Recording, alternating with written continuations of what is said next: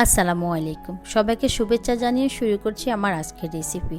আজকের রেসিপিতে থাকছে বিফ বিরিয়ানি। রাঁধুনি প্যাকেট মশলা দিয়ে আজকের বিফ বিরিয়ানিটি তৈরি করে দেখাবো। যারা একবারে নতুন রাঁধুনি তাদের একটু হলেও উপকারে আসবে। আশা করছি আমার আজকের ভিডিওটি ভালো লাগবে।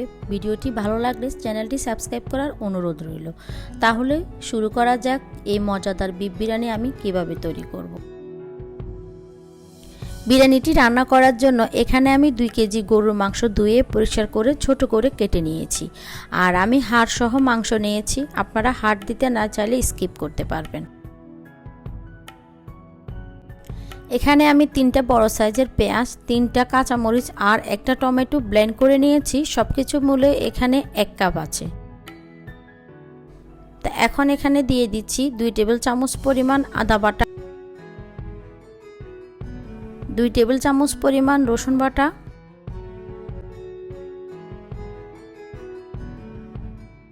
আর দিয়ে দিচ্ছি এখানে বাদাম বাটা 2 টেবিল চামচ,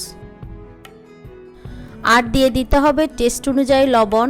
আর এখানে আমি কাঠবাদাম ব্যবহার করেছি, আপনারা যে কোনো বাদাম ব্যবহার করতে পারবেন। এখন দিয়ে দিচ্ছি 1.5 টেবিল চামচ পরিমাণ জিরা ধনিয়ার গুঁড়া, 1 টেবিল চামচ পরিমাণ লাল মরিচের গুঁড়া, আর এখানে আমি 4 টেবিল টক দই ফেটিয়ে নিয়েছি, ওইটা দিয়ে দিচ্ছি। এখন হাত দিয়ে ভালো করে মাংসের সাথে মশলাটাকে মিশিয়ে নিতে হবে।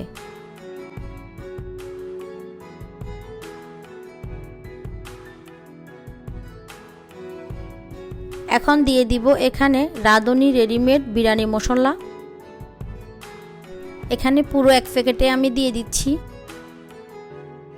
এখন আবারও মাংসের সাথে বিরিয়ানি মশলাটাকে ভালো করে মিক্স করে নিতে হবে। মিক্স করা হয়ে গেলে এখন ঢাকনা দিয়ে ঢেকে আমি আধা ঘন্টার জন্য ম্যারিনেট করে রাখব। চুলায় একটা পাত্র বসিয়ে দিয়েছি, আর এখানে আমি হাফ কাপ রান্নার রেগুলার তেল দিয়ে দিয়েছি। তেলটা গরম হয়ে এসেছে, এখন ম্যারিনেট করা মাংসগুলো ঢেলে দিচ্ছি। তো মাংসটাকে নেড়ে চেড়ে ভালো করে মিক্স করে নিতে হবে। এখন ঢাকনা দিয়ে আমি প্রায় 8 থেকে 10 মিনিট মাংসটাকে কষিয়ে নেব।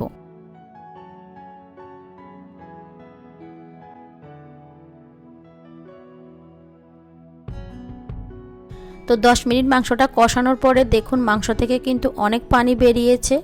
এখন আবারও মাংসটাকে নেড়ে চেড়ে দিতে হবে। নেড়ে চেড়ে দিয়ে ঢাকনা দিয়ে আমি আরও 20 মিনিট মাংসটাকে কষিয়ে নেব।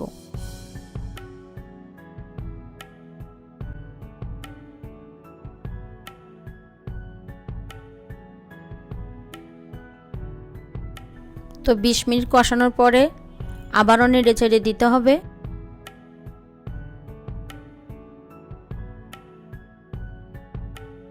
এখন নেড়ে চেড়ে দিয়ে আমি মাংসটাকে অন্য চুলায় বসিয়ে দিব, আর এদিকে আমি আলু ভেজে নিব। চুলায় একটা প্যান বসিয়ে দিয়েছি, আর এদিকে আমি প্রায় 5-6টা আলু কেটে নিয়েছি, এরকম ছোট করে কেটে নিয়েছি। এখন আলুর মধ্যে একটু লবণ আর একটু হলুদ দিয়ে মেখে নিচ্ছি।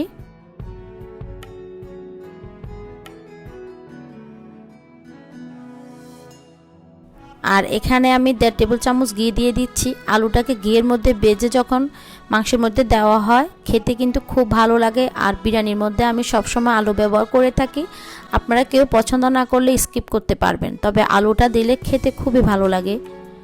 তো এখন চুলার আঁচটা মিডিয়াম লোতে করে দিয়ে আমি আলুটাকে ব্রাউন করে ভেজে নিব। এখন আলুর এক পাশ হয়ে আসলে আলুগুলোকে উল্টিয়ে দিতে হবে।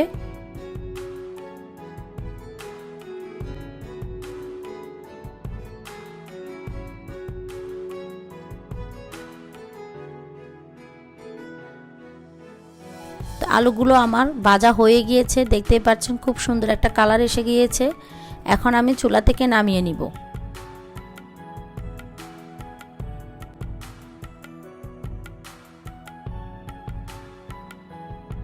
এখন সরাসরি আলুটাকে আমি মাংসের মধ্যে দিয়ে দিচ্ছি।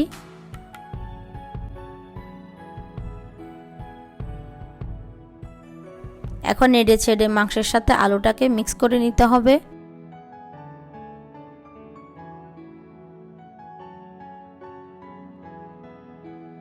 এখন এখানে আমি 1.5 চা চামচ চিনি দিয়ে দিচ্ছি।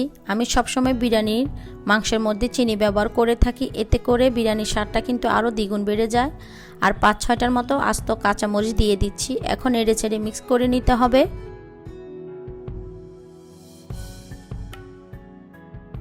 মিক্স করা হয়ে গেলে এখন এখানে আমি 1 কাপ গরম পানি দিয়ে দিচ্ছি।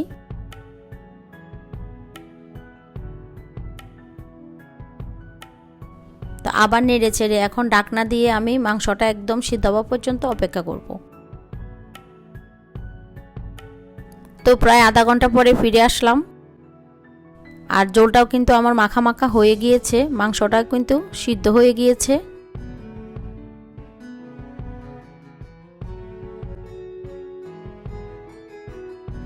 এখন আমি এখানে 2 টেবিল চামচ পরিমাণ পেঁয়াজ বেরেস্তা দিয়ে দিলাম। তো এখন নেড়েচেড়ে নিচ্ছি, আর ঢাকনা দিয়ে মাংসটাকে আমি আরও 10 মিনিট চুলার মধ্যে বসিয়ে রাখব।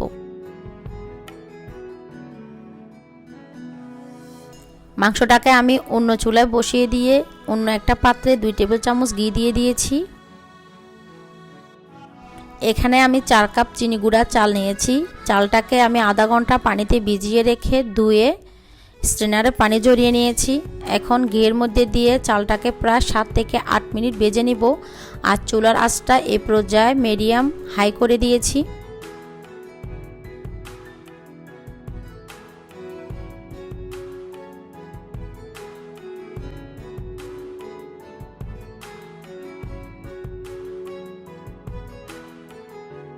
তো প্রায় 7 থেকে 8 মিনিট চালটাকে ভাজার পরে চালটা কিন্তু জর্জরে হয়ে গিয়েছে, দেখতেই পাচ্ছেন।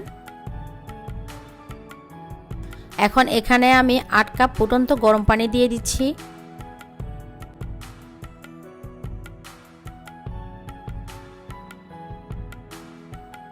এখন নেড়ে চেড়ে চুলার আঁচটা হাই ফ্লেমে করে দিয়ে ঢাকনা দিয়ে আমি পানিটা বলক আসা পর্যন্ত অপেক্ষা করব।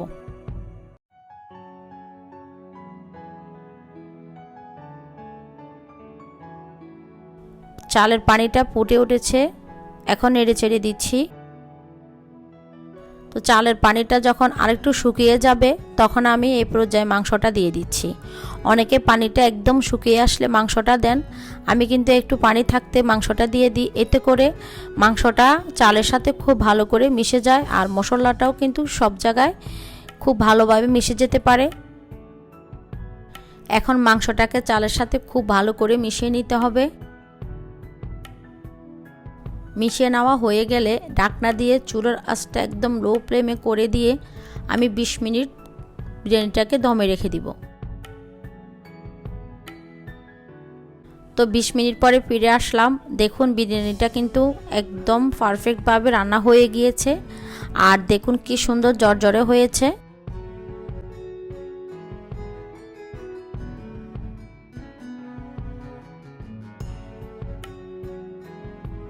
এখন আমি কিছুটা পেঁয়াজ বেরেস্তা দিয়ে দিচ্ছি। পেঁয়াজ বেরেস্তা দিয়ে আমি চুলা থেকে নামিয়ে নিব। তৈরি হয়ে গেল ঝটপট রাঁধুনি রেডিমিক্স বিরিয়ানি মশলায় বিফ বিরিয়ানি। আশা করছি আমার বিফ বিরিয়ানি রেসিপিটি অনেক বেশি ভালো লেগেছে। ভালো লেগে থাকলে প্লিজ একটা লাইক করে দিবেন, আর অবশ্যই আমার রেসিপিটি বাসায় ট্রাই করবেন। আর আমার রেসিপিটি কেমন লাগলো অবশ্যই আমাকে কমেন্ট বক্সে কমেন্ট করে জানাবেন। আর আমার চ্যানেলে যারা নতুন আমার চ্যানেলটিকে সাবস্ক্রাইব করেননি, প্লিজ আমার চ্যানেলটিকে সাবস্ক্রাইব করে আমাকে বেশি বেশি সাপোর্ট করবেন। সবাই অনেক বেশি ভালো থাকবেন, সুস্থ থাকবেন, সবাই সবার জন্য দোয়া করবেন। আল্লাহ হাফেজ।